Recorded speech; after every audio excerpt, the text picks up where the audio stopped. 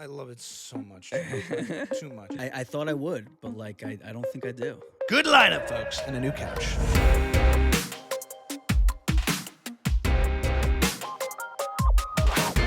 Welcome back to Buckle up, baby. Season 2? Season 2. Yeah, let's call it Season 2. I think so. Yeah. You know, in the content creation world, in the creator economy, there's no such thing as seasonal breaks. But we took one. In television, you have season 1, season 2. It's so funny. They're all going to start to mirror each other eventually. Like all the new stuff people consume is going to start to become like the old stuff people used to consume. But it's good. We took a little break. End of summer. We kept saying, hey, should we throw this up? Should we throw this up? And we're like, let's just give it a second. Because I know for me, I personally have this fear of like for so long not having something that I wanted to have, like a podcast or something, and stopping it for me would feel like, or taking a break, I'm just afraid of falling back into the lull of non-productive because I am familiar with that. Yeah. But having said that, healthy breaks are good. How you feeling? I needed it. I was I think I started off a year ago really being like pushing up against the whole promotion thing on Reels and TikToks and all that. I just wanted to sit with 2 microphones. I didn't even know we were going to do video at first. And I was like very skeptical of it and not into it. Yeah. And I actually think I've like come full circle with like remaining not into it. Like I don't think my life I don't think I'm better off than I was a year ago. I like doing the podcast and I like making the reels. The constant checking of the numbers and the addiction that I feel to all of it, I don't like. I'm out on it. I don't like it. I'm gonna respond to your point, and I'm also gonna do a tech check. Hey, yo. Okay, so it's coming through. To your point, you're saying you're not better off than you were a year ago in a particular regard. In just the way I feel constantly. That's all I mean. Good. No, my general feeling of like I realized towards the end of summer, like I'm like don't like the way I feel. Right. And I think part of it has to do with this whole thing. Yeah. Okay. Yeah. Thank you guys so much for watching, and that's a wrap on season 2. We've just it's funny because originally the whole thing of podcast was like, let's have long, in-depth conversations that don't have to be about sound bites and clips and all that. And now it's just about how do we get a sound bite and how do we get a clip and how do we promote this and how do we turn this into a minute-long thing. And it's like, I don't like it. I don't like it. I like editing video. Yeah. That's what I like. And I like learning about the ecosystem because I think it's important. But yeah, I don't like everything else that comes with it. Yeah. It sounds like also there's like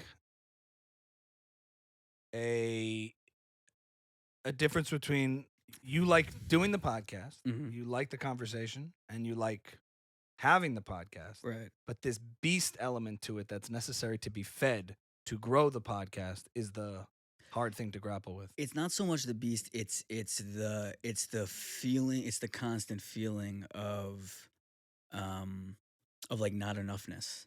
It's not enough yet. It's not enough yet. It's not enough yet.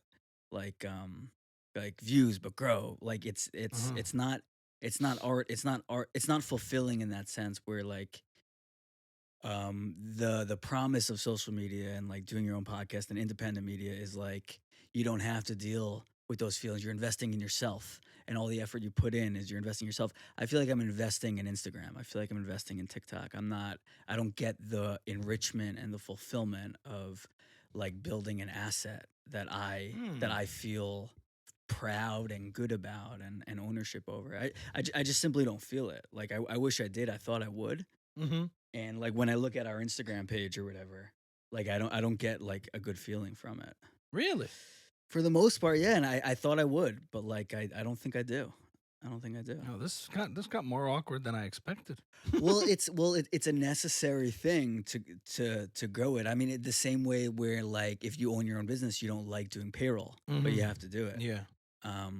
But no one says like, you know what, you're gonna love payroll. Like just put the time in, and you're gonna end up loving payroll. So which parts of it are you fulfilled and proud by, if any, and which parts are you not? What are you talking about? I like the practice of every week getting together and committing to creating something. I like the creative process of taking like a long clip and trying to find only the parts that matter to like a very precise degree Right. and creating a reel. Right. I don't like then when I put the reel up, everything that comes after of Ah. like of checking it, tagging it, like okay, how come we only got 200 views? How come like oh, how come this one got 10,000 views and this one got 2,000 views? What am I doing wrong? What's it about? Like Right.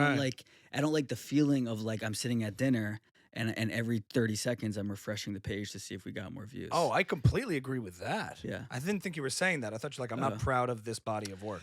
No. I don't mean that.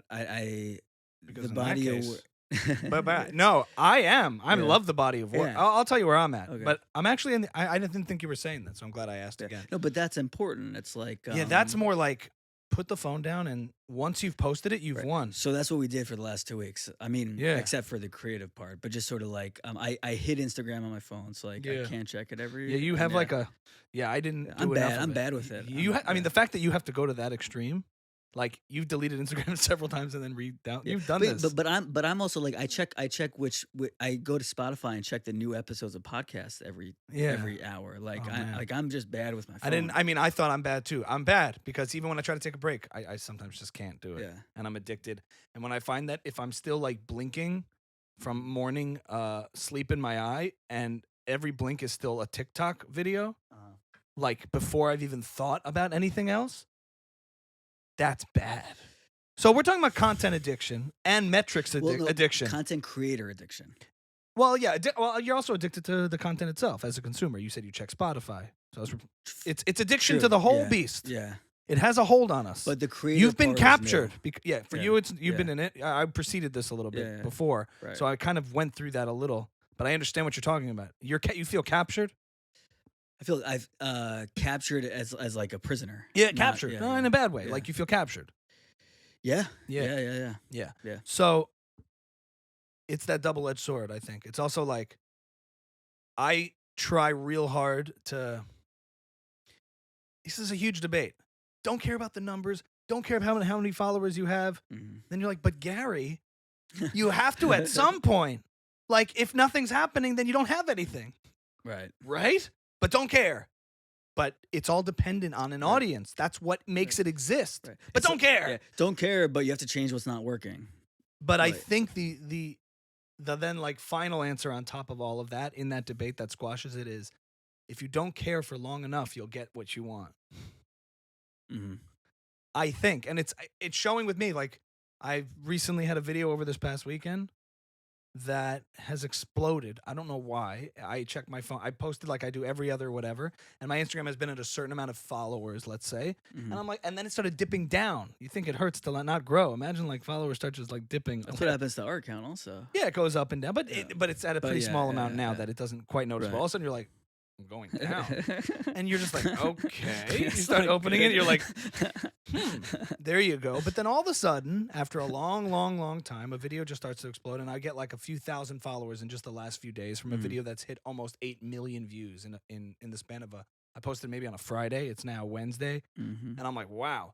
Having said that, how does that feel? Like, not necessarily euphoric. It feels good. I'm like, oh, cool. Gives me a cool refresher, a cool little boost, and then you kind of move on. Mm-hmm. The point being, I don't know. No, the point being, what were we talking about? Not caring for a long time. Yeah, that if I kept letting, then I sent you a video I recently, not to get off topic, sort of on the same topic of like 90% of podcasts fail after episode 3, right? And then the next top 10% of podcasts that succeed make it to 30. We're at episode 40. Oh, hey, this is 40. This is 40, season 2. Yeah.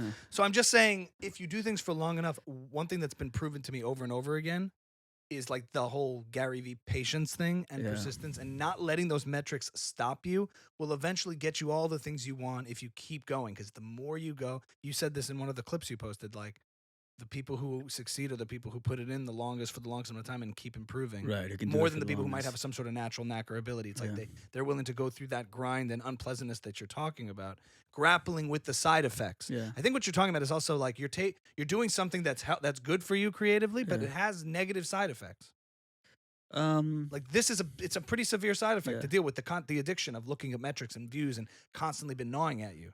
So Yeah. you know, Yeah, I think my problem is more like, I I mean, yes, but the more interesting part of it, I think, is the conversation around content creators. There's the myth that it's like taking control of your future and your work and your and all that. But Oh. I think that part of the empty feeling Mhm. is that you're part of an ecosystem that's giving you nothing back. Mhm. I think we're gonna look back on all this in whatever 10, 20 years and be like, oh yeah, that whole content. I mean, that whole content creation You've said this. phase. Yeah, I've said this from the very beginning. The whole Mm. content creation phase was wild and unhealthy, and I can't believe people were like doing it for that Right. long. Like, it's being part of sort of like a lie, Mm. like selling subprime mortgages or whatever. Like, it's like you're just part of this unhealthy ecosystem, and I just been thinking a lot about that. Well, what if 5 years from now, Mm-hmm. I'm being hypothetical, but manifesting, Mm-hmm. we had a Patreon page that was generating $15,000 to $30,000 a month in fan-supported revenue of what we were doing. Good question. Would it all be an illusion and a lie then? Yeah, we would just be of the small number that worked out, but it doesn't mean that phase of the I podcast mean, for was you, great. would you have felt a part of something? In other words, like it's not like we do things indefinitely just as a hobby that takes up all this time. It's like Mhm. eventually the reason I feel invested in it is because I think we have Right, something of value to offer, right, and it's gaining in value and quality and right. all the different ways I like to see. Yeah, And it has these unpleasant side effects you're talking about. But as long as I categorize them as side effects, and that the main thing I'm focused on is building something valuable mhm. and fulfilling, then I'll have to put up with that. Because worse than that for me would be like, oh, the idea of a podcast would be so good in my head and just sits there. And I have no creative productivity to show for it. Right. Is it a side effect though, if that's the main thing that you're getting from it? I mean, It's but not the main thing. most people don't find success through these platforms. Right. So it's only a tiny few that it's actually affecting in like a really positive way if they grow a career through it. I would say Tens of millions most of people people are don't just put in become the sick. what's that? Tens of millions of people, hundreds of millions of people just sort of become sick from it. Yeah, but most of the people participate in these platforms aren't trying to be creators professionally. But of the creators, I'm just talking about the So creators. just of the creators Yeah. who are successful or who are trying to be. Of all the people trying to do it, Yeah. a very small fraction. How do you It know actually that? work. I assume. I assume it's not everybody. I You think mean, most people who try to be creators like make money? I think people who put in the time and grow something that Yeah. we've seen and come across Yeah. aren't But that's like the self-selecting successful people. but but to me the common thread in all those people I've seen is they have put in the hours and the work. Yeah. Not like they've been selected by the people following them Yeah. and through products of their own will and effort. Yeah. For the most part, to me, the if anything, pre all this existing, it wasn't the case that the hardest working person won. A lot of it was nepotism, maybe connections, luck, all those things. And this has limited a lot of that because a lot of it is in Yeah. your control. It's limited. Yeah, it hasn't So eliminated it, but it it's hasn't limited it can't you Yeah. can't possibly eliminate it, but I Yeah. think a lot of the answer to your question is compared to what? It's like, yes, it still has elements of those things and elements of that burnout Yeah. and the elements of negativity that come with exerting yourself to this effect and putting in these hours and That's everything being quantified and metriced and value being correlated directly with how Yeah. many views, how many subs, how many this. But for people who are smart and savvy and are working really hard, like there's never been a time where you have as much control yourself through your own efforts Yeah. to do it Right. as So ever. so that's what I think part of the myth is that it's a meritocracy where like a lot of it's not a meritocracy and a How lot so? of it's I mean there's this whole uh scandal right now with YouTube like top YouTube creators are sort of banding together to like protest against YouTube for like favoritism on the homepage or Mhm. whatever. Like that's not a meritocracy. That's like YouTube Corp, part of Google. Of Some course. but like there's like that's the part of it I think that's difficult. That the myth is that it's a meritocracy, but really you're not failing succeeding just based on the quality of your content. You're failing succeeding based on a ton of things that Instagram just decides to do. And like it's just not that different than like working at a bank or like it's the same like empty dead feeling of like going to work like for a blind corporation that doesn't care about you. It's but the myth is like, no, you're going to work for yourself and you're investing in yourself, and if you put the time in and the work in and they're good enough, then you'll succeed. But my experience hasn't been that. Yeah, we've been doing it since last summer, Yeah. like for the year. Your experience might be different. Well, look, I'm coming from a slightly different position. I did this like once before, and I didn't like end up. I'm not at some like paradise, but I've just seen how it happens in a way that's pretty real. I'm not mad that we don't have millions of views. It's not a disappointment. But if we did, would you say this claim? Yeah, that's what I'm saying. I think it's the same thing whether you're successful or not. It's a lot better if you're making money off it, but it's still the same thing. The same thing that you're still involved in the same sort of poisonous system that eventually sort of poisons you also.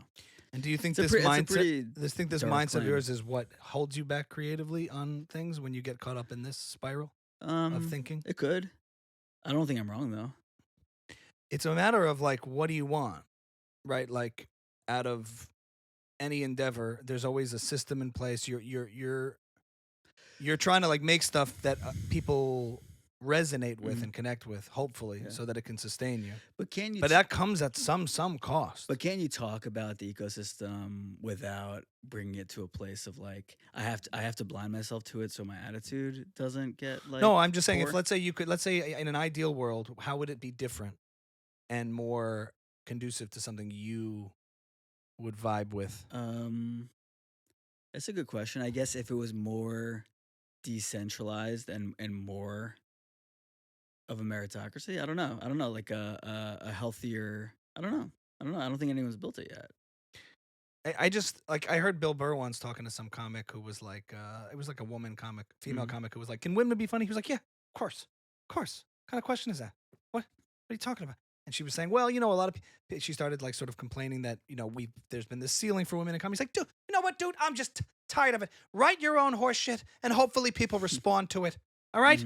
It's like we're all eating out of the same shit sandwich here. It's like we're all sitting around, right?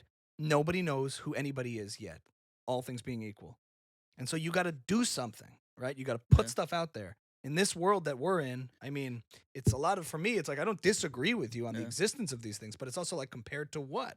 Like, how much control do you want? Like as opposed to going to some big tech whatever and being a peg in a system, which you're claiming we are. Far less so than most other systems out there. Being a free entrepreneur, no one tells you where to go, what to do, what to be. Well, it's like you're your own. You know what I mean? Like, I don't take that part for granted. It's just that it takes a longer investment of time, and you have to just contend with those unpleasantries, just like you said, payroll. Yeah. But it's like compared to what else? I mean, there's not. It's to me, in pre all the social media stuff, you had to go to auditions and prove yourself over and over again, and forget about getting likes and views. You just thought you sucked for 30 years or 20 years, 15, whatever it was, until somebody in some position of power, very, very real position of power, like a casting agent or something, said to you, "Okay, I think you might be right for this role." And talk about a few people that got selected. How many people didn't get selected in those cases? It was only the few people who got through those gatekeepers that were able to get some sort of opportunity to showcase their creativity. So it's like here, you can get feedback. We know this right away. The question is then the dopamine effects of that and getting addicted to that cycle is a dangerous thing to watch out for. Right. I'm not coming at this as a content creator. I'm coming at it more from like a tech. It's just an interesting conversation that I don't think a lot of people are having. Really? Because I'm bored as fuck. No, yes. No, like the conversation is like the content, the creator economy is so great. And like, I think the conversation that we have sometimes is the creator economy so great? Like, I don't think enough people are talking about it. I definitely think it's great, but I'm also...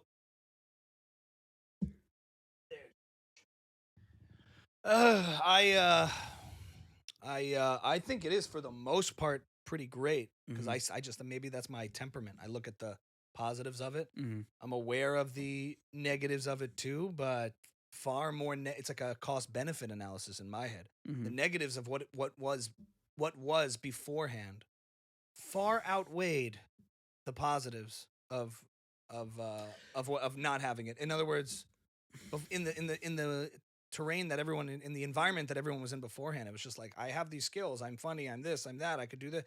Where do you go? You go nowhere. You have to move to location based things and start doing all the dirty networky stuff you don't want to do. And it's just it was so much more of what you're talking about. So how are you gonna feel? I read a really interesting piece by Ben Thompson on stratechery.com that basically predicted the end of the content creator. Yeah. And he explained that with the new TikTok layout of Instagram, which they rolled back, but like they'll just slowly roll it out now. That's the end of social media, and it's the beginning of recommendation media. So it used to be that these companies would serve you up content based on people that you know and things that you've liked. That's like social. This is now serving you up content, not based on people you know or things you've liked, but things that the artificial intelligence has concluded you will enjoy. So like, but that is based on you and how you interface. Right, no, but that's not social. It's not. Okay, it's not based on your social connections. Okay. Like that was the big illumination of Facebook. They invented social media, and now social media. I mean, it's a big admission of it. The social media giant Facebook has said we're changing our algorithm to no longer be based on social media. It's based on this recommendation media. And so what he explained was that at the very beginning, your friends were creating the content, and then that gave rise to sort of like professional friends, where that's like the era of the Kardashians, where none of your friends can ever be as interesting as a Kardashian. So they were sort of like they like rose to the top because they're the best friend anyone's gonna have.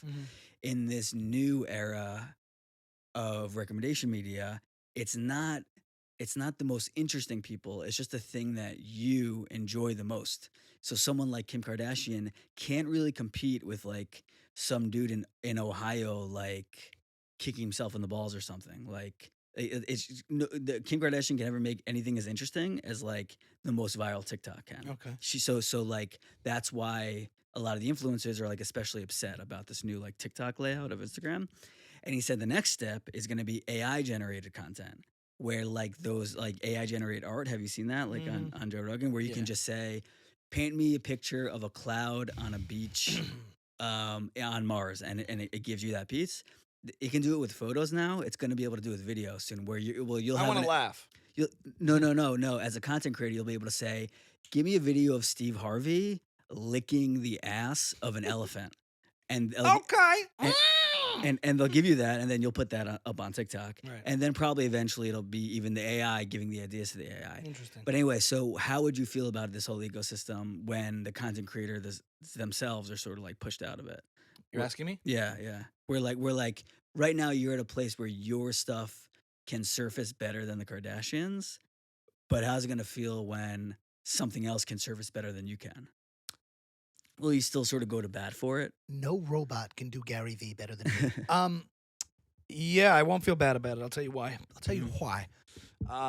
Oftentimes these sort of doomsday like it's not doomsday. It's sort of like apocalyptic a little. No, not really. I think it's like a business, or evolution. It's a business case. Whatever maybe he's not painting it apocalyptically or negatively, or is he? No, not at all. He's just saying this is all right, is so the fair evolution enough. of the fair tech. enough. The evolution.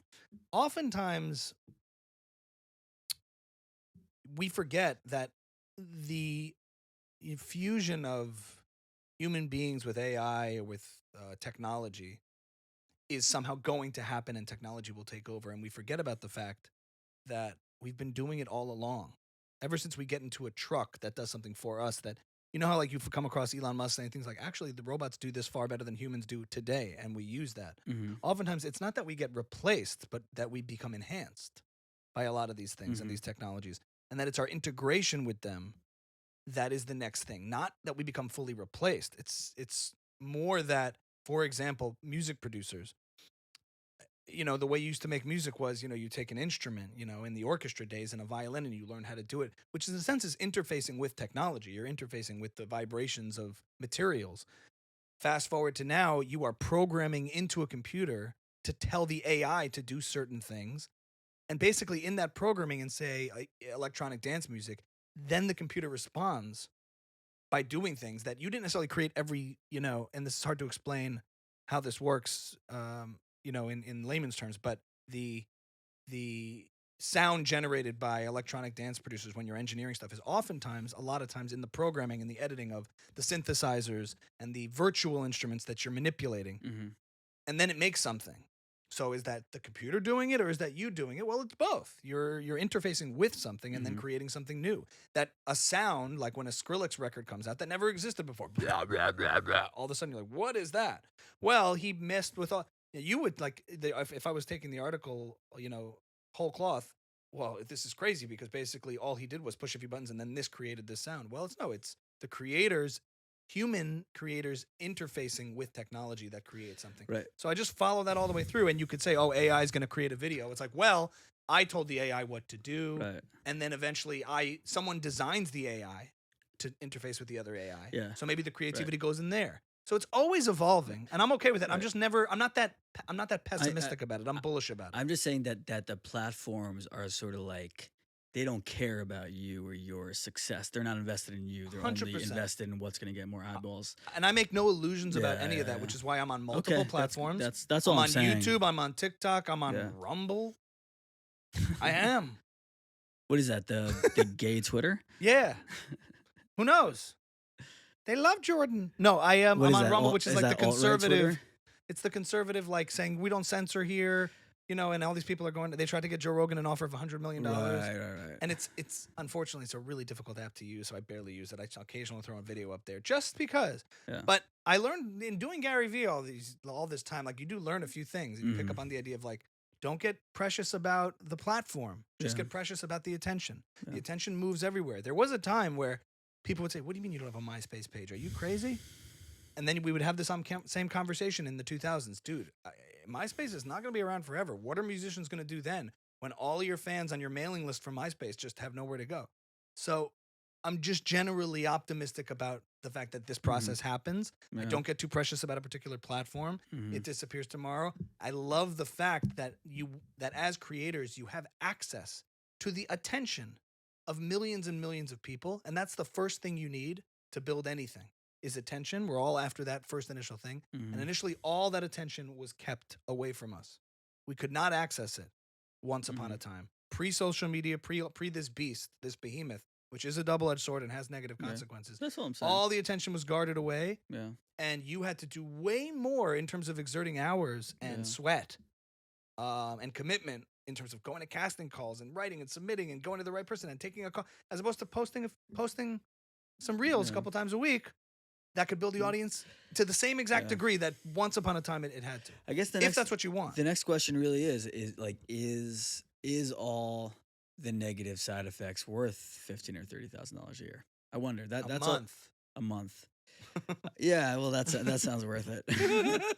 First of all, I'm more audience driven than you are temperamentally. Yeah, maybe that's the case too. I think that's a big part of it. I'm thirsty for that. That's a big part of it. You can't even think about this without thinking about it in terms of that. What? You can't even have this conversation really without thinking about audience. No, and also it turns about what you want. I mean, you want to have a podcast, but none of the drawbacks of doing it successfully. I'm asking. No, that's not what I'm saying at all. I'm saying that I was surprised. I thought I was tapping into like a healthy ecosystem, and I think what I found over the last year is it's not a healthy ecosystem. And so just knowing that, I mean, nothing is, but like I thought it was right. I thought it was. I did not. Okay, maybe the way you hear the Patreon success stories and all that, totally. Talk about it. It's like, no, it's not. I don't like it. I think for me, I definitely came to that realization a long time ago in the fact that everything looks so glamorous, and then you uncover the hood of these things, and man, oh man, it's a difficult, not for the faint of heart road. Right. To be going down in entertainment and show business, which is what we're in doing this. It's like we're providing a podcast for people and to watch and enjoy, and there's an entertainment value to it, so it's part of show business. But there's no business like show business. It's the business of show. I'm just saying, it all looks glamorous to people like, oh, it looks like you guys are just chilling, having fun. Look at that. I guess that's just like you guys just like hang out. It's like, well, they didn't see everything behind this camera, and then all the No, but that's not what I mean. This is all healthy. I love setting up the lights and the audio and all that and figuring all that out. That's like learning, that's investing, that's growing. I'm just saying there are some parts of it, of the work and sweat, that you really like, and then there's these other parts that are yucky to you. It's not the work. It's the psychology. No, it's not the psychology. It's the I guess I don't know a better word than ecosystem, but it's the platforms that you have to appease Right. in order to grow. I didn't realize it would be such a nasty feeling I was left with. Uh-huh. Like the way you hear Andrew Schultz talk about like how YouTube has liberated him and he put out his new special now and he's made like it's like, oh, this is awesome. This is like the future of creators. Like YouTube is amazing. Instagram created his career. Like awesome Instagram, awesome TikTok, awesome YouTube. Like let me be part of it. I want that for myself. And it's like oh, like I mean, the result was really awesome for him, but like these platforms are not awesome. They're like mostly sort of predatory on the creators, and like I just don't. I'm not left with an awesome feeling. And even if we do become successful, I still think I'm gonna have like, oh, like it's you have to be ready to like deal with like a lot of bullshit and like a lot of shitty feelings to like to get here. Like it's not, this isn't like a healthy career. The only thing I'm calling you on is if you were to be able to like live on this off of this podcast and do nothing else, all because of these platforms, it wouldn't change your perception of it wouldn't. beast? The same way like you can kill yourself and become a really unhealthy, toxic person working at a law firm and make a ton of money and have a really nice life. I don't see it that differently anymore. It's like it's sort of this toxic thing you're engaging with in order to make money. And like and it's maybe it's better for you than being a lawyer, better for you than doing something else, but like it's not, it's still pretty toxic. It's as toxic as much of anything else. I'm finding. We can move on, but I still wanna identify, this is interesting insight into you a little bit. Like it's uniquely toxic, other than the fact that when I say the work, which is saying you do like, you're just saying what? That you feel like a slave to the platforms, you have to please them? Only thing you really have to do is put things out. That's the first thing. No, see, I you mean, have to be consistent. Most people forget that, and they use these platforms as a means to other things. But you end up creating things that you end up like with the reels, for instance. If we really wanted to get more views, we would make a lot more Andrew Tate content. Like that's what Instagram's telling us. Like you put out one video, it got 25,000 views. You put out another, it got 10,000 views, and all your others sort of like stagnated around 2,000. They're telling you make more Andrew Tate content in the short term, but you're really telling the ultimate people who have grown audiences always say, and I used to not believe this. I used to believe that. I used to say, well, you gotta appease the beast and do what you gotta please the masters and do what they're telling you. But that's a losing strategy, I think, in the long term. Because if you're not going to be true to yourself and do it, you'll lose the core base of people who like you for you. You might have one that pops off here and there, and then but if eventually you become so tired of it, you're doing it for the wrong reason, or you're motivated by the thing, you'll lose everybody.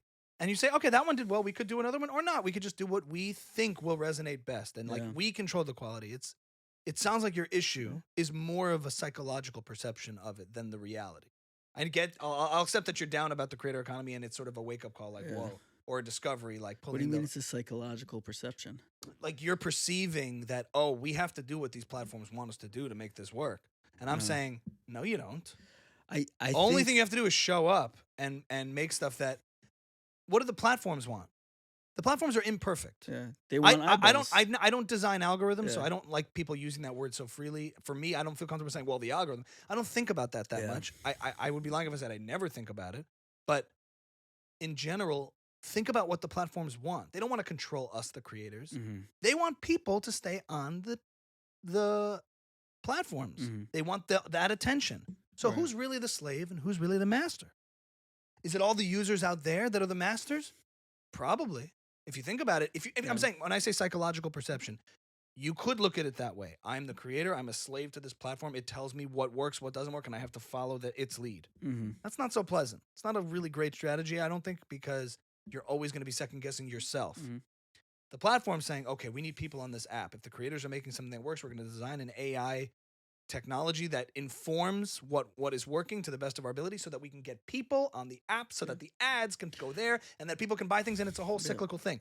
Ultimately, they want people. So if you can get over, is as a creator, one can get over the idea of needing to please the platform, and as opposed to pleasing the people, you're actually pleasing the masters.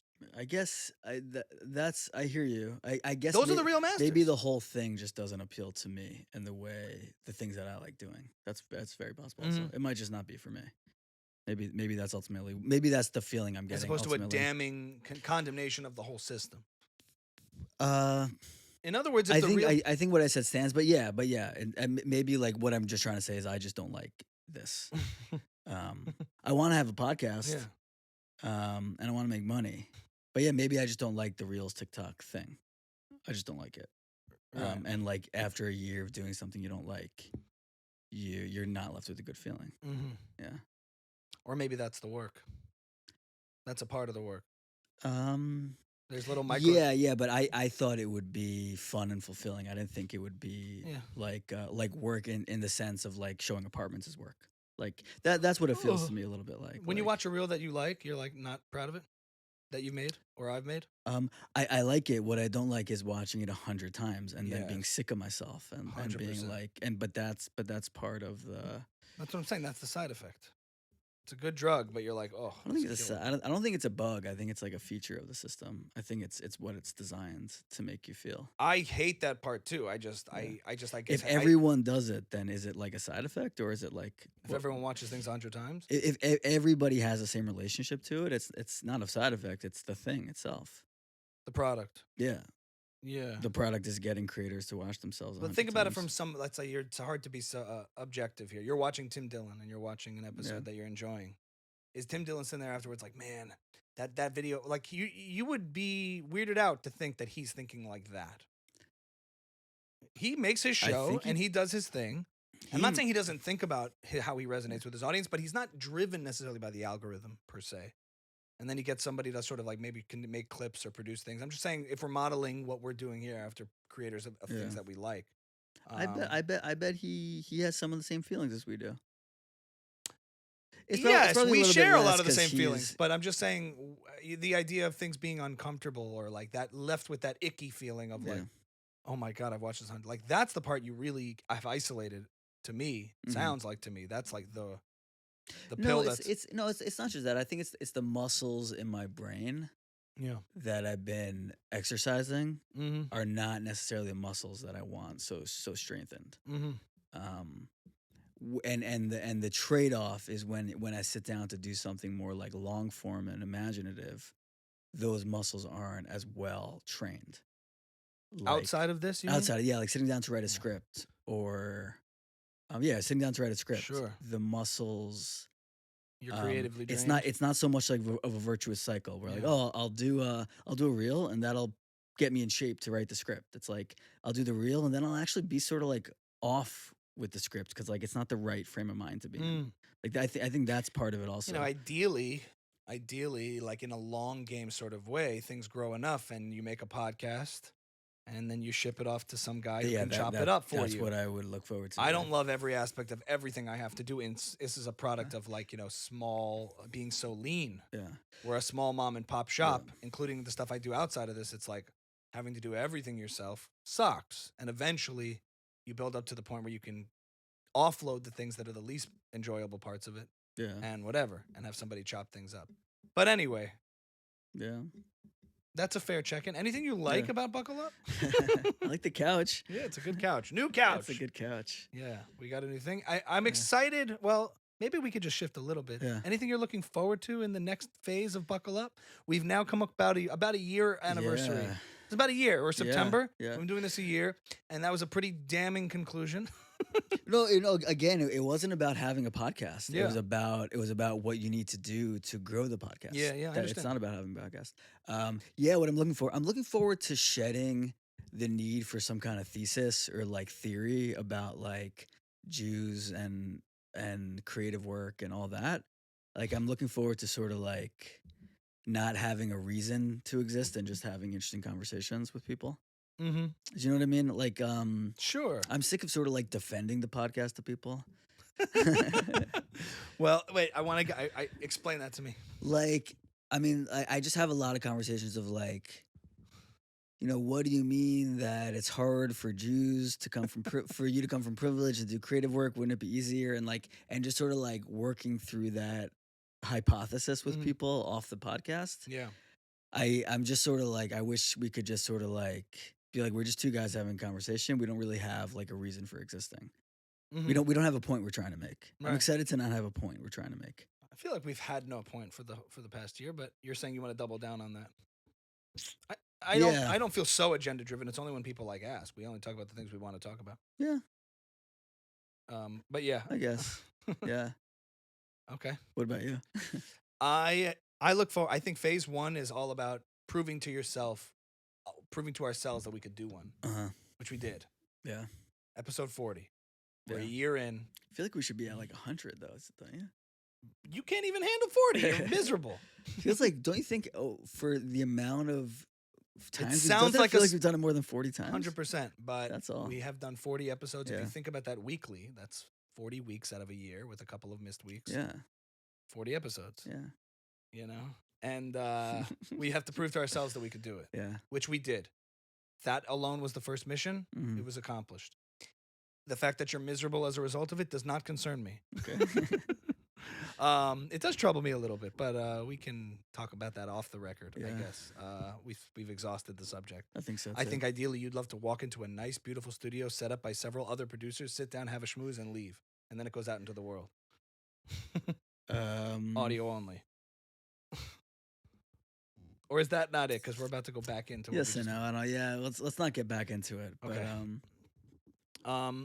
But I'm excited for phase 2, which is like production quality improvement.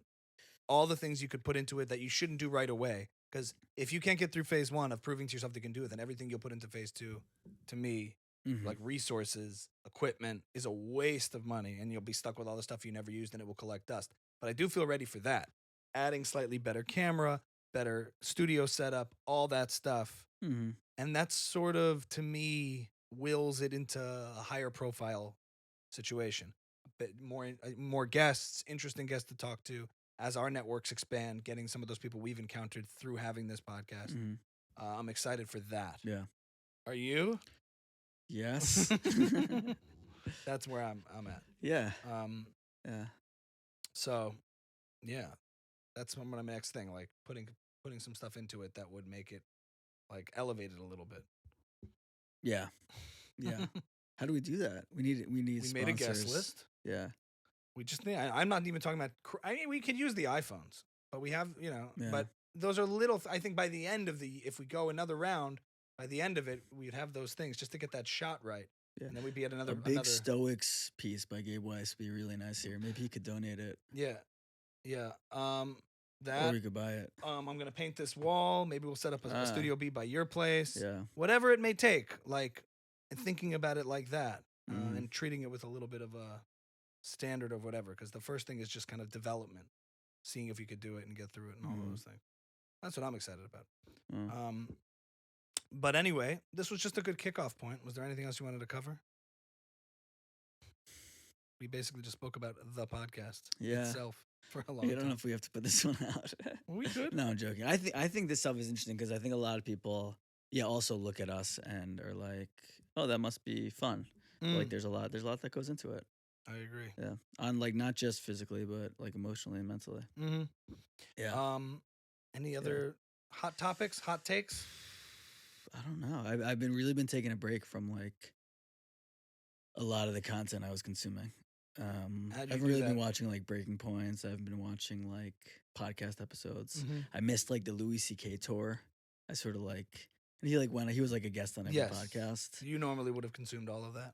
Yeah, I would have watched like every single one or listened to every single one. I didn't really do that. I did watch him on Joe Rogan though, which was pretty awesome. I did watch a little bit of that too. Good chunk. Do you think beforehand he says we can talk about everything except for me jerking off in front of my employees? It didn't come up once, right? Not in anything I've listened to. It's possible. I listened to him like on 2 or 3 episodes. Yeah. I do love it. I love it so much. I love it too much. When he said, "Do you like making film?" I love it so much. Too much. It's possible he said, "Look, we can talk about anything. I just don't want to talk about that." That's cool.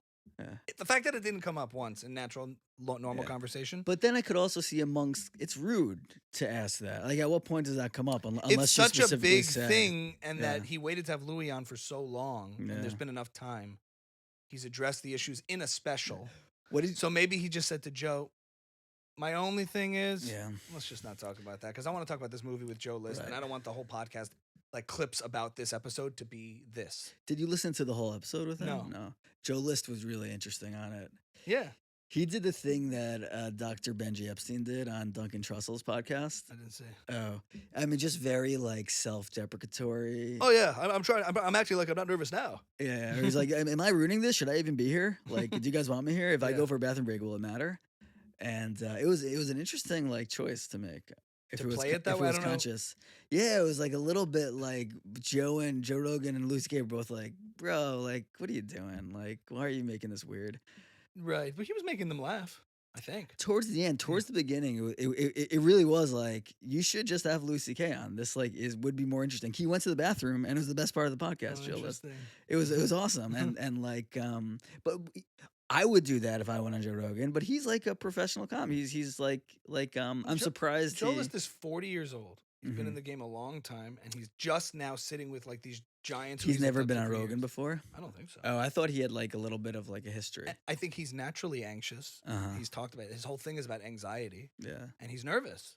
It's like, you don't assume that because like they talk and it seems very calm and relaxed and everybody's good, but he might have been legitimately nervous. Yeah. Like but he's someone who he's professionally nervous and performs. Like that's his vocation. What can I tell you? I don't know. It's interesting. What would you do? I mean, if you would you be? I mean, because also Dr. Epstein, Benji Epstein does this on Duncan Trussell. He's also Who like is that? Dr. Benji Epstein. He is a rabbi and a PhD in psychology, and he does ketamine assisted therapy now. He's a rabbi that works in the summer camps, and like people know him. You know him. I know him. Or you've heard of him. Yeah. He's a friend of a friend of ours. Is he a Levite? Yeah, okay.